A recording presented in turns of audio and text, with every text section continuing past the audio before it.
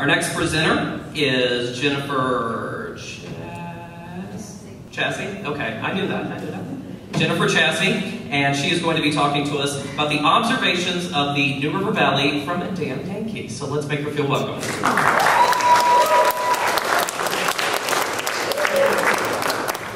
Good evening, everybody. My name is Jennifer Chasse, and I am the publisher for New River Valley Macaroni Kid. We're a free weekly email newsletter that lists free events for families. Our goal is to get families to shut off the TV and explore by supporting small business. Now, I was born and raised in New Hampshire. I went to college in Massachusetts, and then I moved to Rhode Island. So I am a bona fide Yankee. And I thought today I would talk about some of the differences I see between New England and here and poke a little fun at both. Now, there are a few reasons why we decided to move, but one of them is that Rhode Island is just an unmitigated disaster. The Ethics Commission needs an Ethics Commission. You know, the state mayor, Buddy Cianci, is the state hero, rather. He was a mayor, then a convicted felon, then a mayor, then a convicted felon.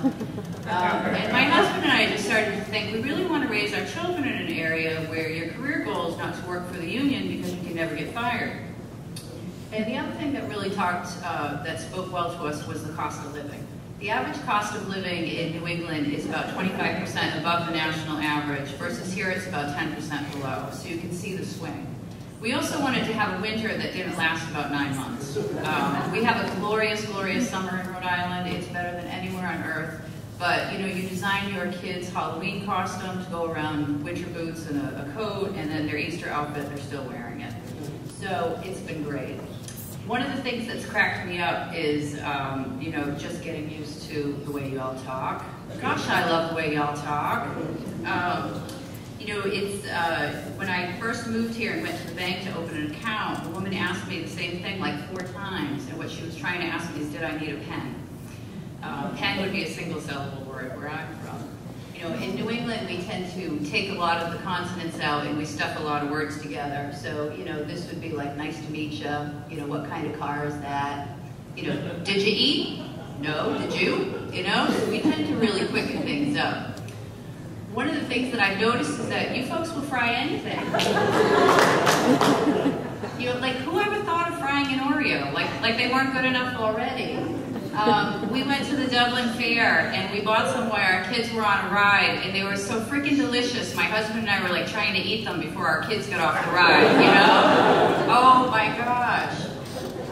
Now in New England, so many of the communities are really built around fishing or whaling, and that is something that's very different. It's also something that brings trillions of dollars literally into the area. Between Newport and Boston, we're host to the tall ships, to the America's Cup, the Yacht Regatta, all these great events.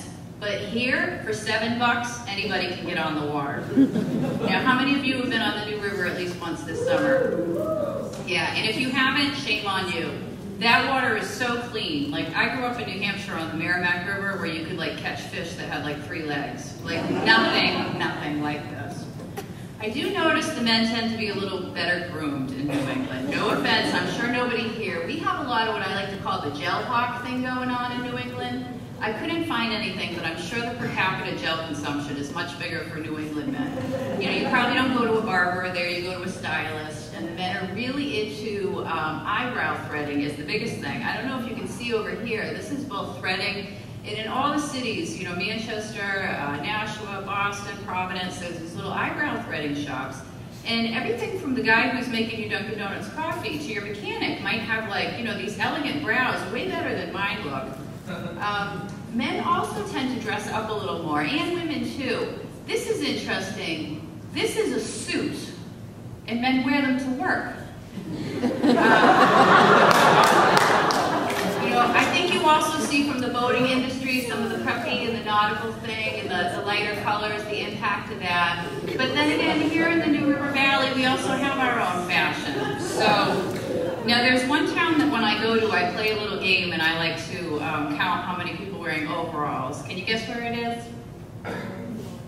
It's Floyd. It is. So far my top is 8. So far a day trip in Floyd, I found 8 people wearing overalls.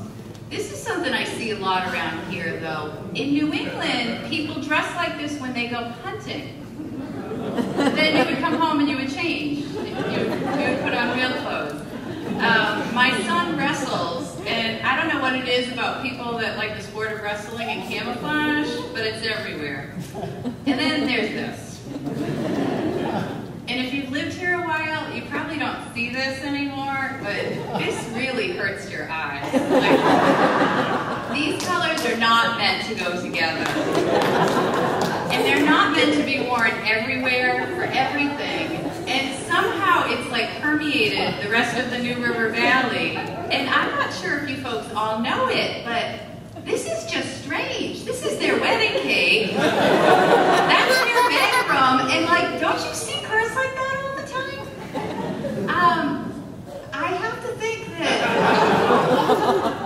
sometimes I think that the hokey thing might just be a little bit much. I don't know. We see that everywhere. I think we had lived here for about 2 days when my daughter, who was 5 at the time, said, "Mom, what's with all the hokey stuff, you know?" And then everybody in Maine, of course, is like, "Do you like football? Do you like football? Do you like football? Do you like football?" And it's like, well, I better now. I find it disturbing that you do this to innocent creatures. And it's everywhere, and somehow everybody thinks that it's okay. Yeah, I don't know. Maybe it's because there's not a lot of extracurricular stuff going on here. But this has been the most upsetting thing.